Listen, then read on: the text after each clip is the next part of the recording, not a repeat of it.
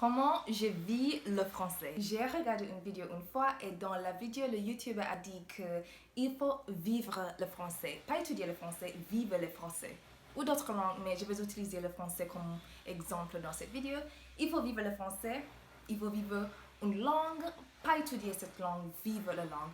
Donc, je vais partager avec vous aujourd'hui comment je vis le français, autrement dit, comment j'utilise le français dans ma vie quotidienne.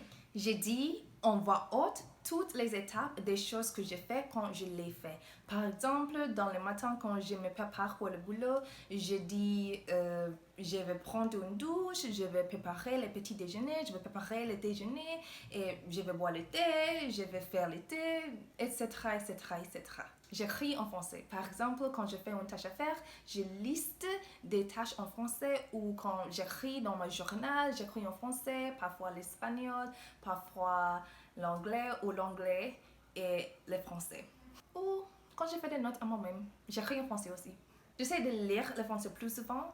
Par exemple, je reçois des emails de Cora dans mon email. Donc, je lis ça plus souvent et ça m'intéresse beaucoup. Je regarde des séries françaises. Par exemple, je regarde Lupin, c'est un peu difficile mais ça m'aide beaucoup. Je change la langue de certaines applications en français, les autres je mise en anglais ou l'espagnol.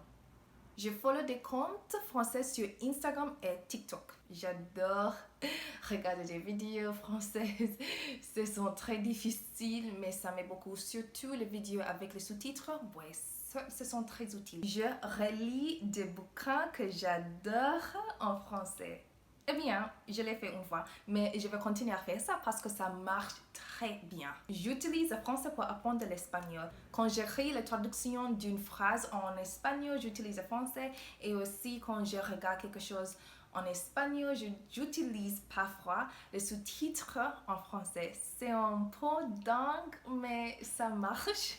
J'ai mis mon série en français. Maintenant, mon série est en espagnol, mais à cette époque-là, c'était très utile et ça marchait très bien parce que j'utilise le série pour pratiquer mon français oral.